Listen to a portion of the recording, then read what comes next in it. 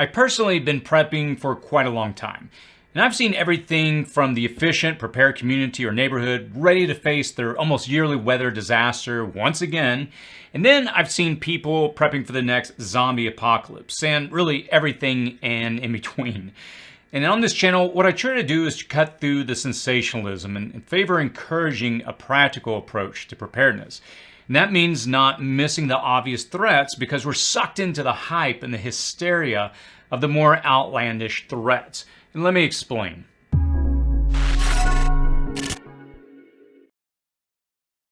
If we haven't met before, my name is Chris, and on this channel we discuss emergency preparedness, aka prepping. How much attention we give to the world, it really aligns with how much that we prepare.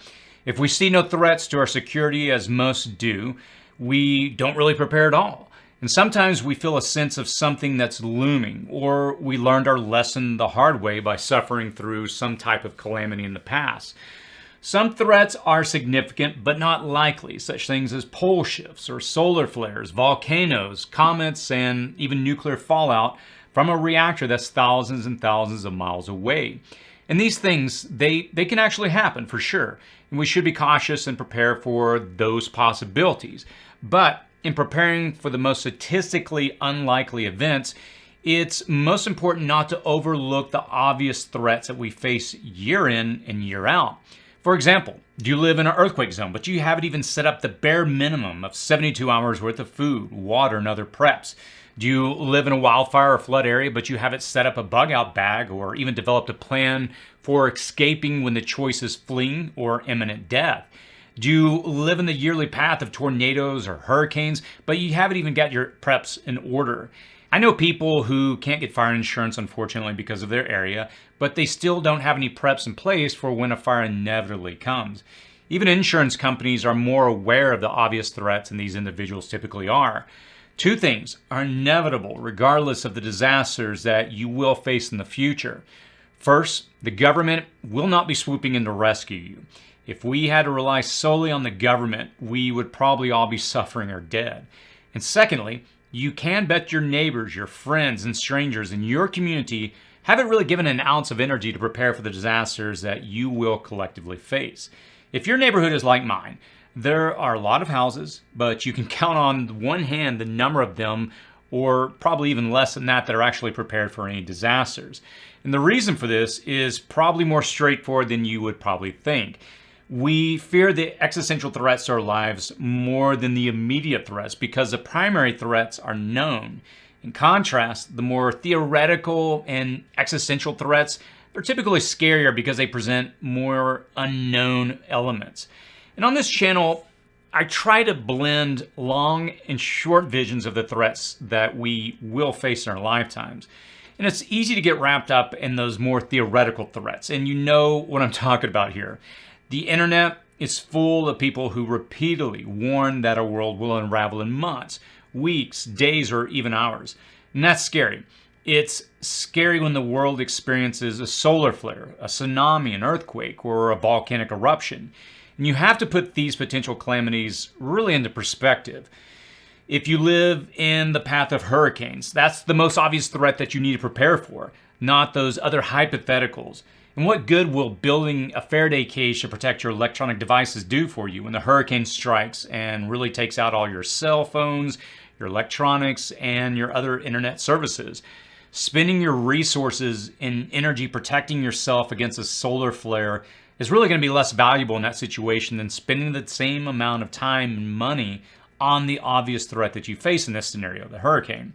And the obvious weather event is much more likely, even if its scope of damage is far less. And that's not to say a massive solar flare won't eventually happen.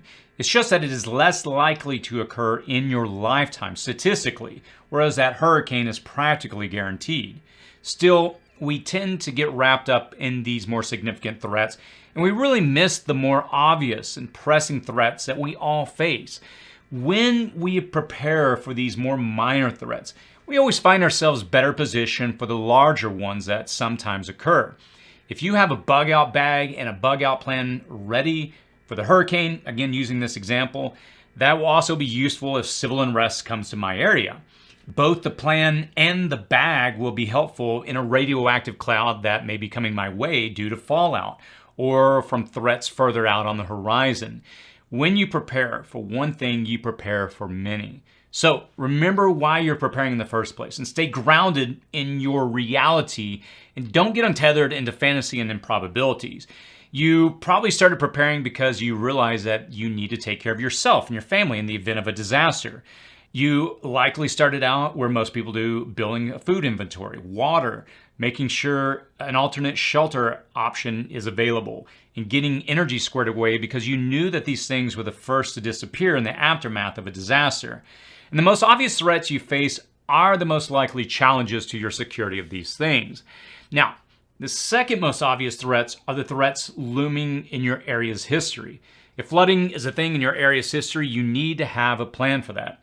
I'll post a link to a video that we did on the channel a while back talking about a prepper's risk matrix. It's a good starting point to really analyze and to determine what is your most likely threats and to prepare for that. If the power has gone out in the middle of winter every decade, as we saw in Texas, you really need to have a plan for that. In a way, by preparing for the storm that is guaranteed to arrive, you are preparing for the more significant storm that could come. Now, that second more significant storm, it could be a supply chain failure, it could be civil unrest, or a prolonged drought in a different region of your country that could lead to food scarcity or even disruptions to the fuel supply. And we saw an example of that not too long ago with the Colonial Pipeline cyber attack. In preparing for these two storms, the guaranteed and the potential, they will get you through most disasters.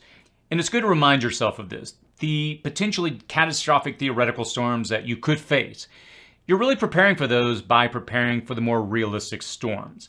And the fact is that if a volcano were to go off in the next state over from you, well, you can't really fully be prepared for that. And there's a high probability that you would have to abandon the majority of your preps to flee to a safer area anyways. Many make the mistake of thinking they're only prepared if they have their own island, their own piece of land, or a stocked underground bunker. I wish I had any three or all three of those, to be honest with you. I would take a skilled and knowledgeable outdoors person or craftsman over a fully stocked bunker any day of the week, because at the end of the day, you still have to work with what you have. Building a water filtration system on the local river will be way more advantageous to you in the long run than a massive tank of water that will eventually run out or be taken from you, especially if you don't have a way to resupply it. So, in the spirit of working with what you have and prepping for the most likely, and not the hypothetical, assess your basic supplies.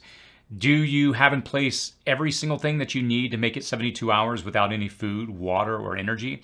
If the power were to go off tomorrow, or you turned your tap on tomorrow morning and no water came out, could you survive those situations? If not, what do you need to do to get to that point?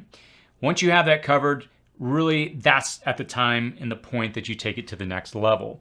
Can you get that self-sufficiency to a week or more?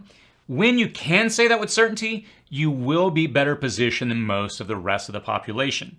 In fact, when it comes to being prepared for an emergency, only 39% of Americans say they have any type of emergency kit. And by saying emergency kit, their understanding of what is inside of that, it might just be a little overinflated as well. Just one person might see a box of Band-Aids marked first aid and think that they have a first aid kit. Another might have a complete trauma emergency first aid kit and know that they really actually have a first aid kit. So if that 39% of Americans who think that they have an emergency kit is actually cut in half, then we can probably assume that 80% of the people aren't really prepared, though some may think they are. And I'll be honest with you, more people watch these types of videos and actually put any prepping into practice. Being adequately prepared, it requires a little work every day. And it's more than just storage on a shelf or gadgets in a bag. It really comes down to skills and knowledge that you put into practice. I would encourage you to do an assessment of the tangible threats, the obvious threats that you face in your immediate future. At this point, then ground yourself in reality by prepping for what truly are the biggest, most likely threats that you'll face. If one of the more significant hypothetical threats comes along, well, we'll probably be ready for that as well. So let's talk about skills for a moment. As I mentioned last week on a video that I did last Sunday, I'm trying to transition the channel more and more towards skill-based information and types of videos. It's going to take time to switch things over on the channel, so I would encourage you to be patient with me. I'm really looking at my schedule and trying to overhaul things to make it more and more practical every week. And I just released a simple DIY solar setup video on my channel a few days ago, and I'll post a link to it if you want to check that video out. I'm going to try to do more and more videos like this in the coming months to help with real practical skills. And I'm also actively trying to pick up a significant skill set every week or two to share with the community. Now, I can do that obviously because this is what I get to do for a living. I actually enjoy it. It's fun creating content, and I have the time that I can set aside every week to learn new skills. Now, I realize not everybody's going to have time to do that.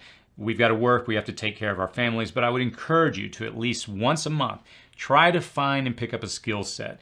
And I would encourage you to start out with finding something that interests you and go for it. I'll be doing a video here shortly on my channel about getting your ham radio license. I've talked about it several times in the past.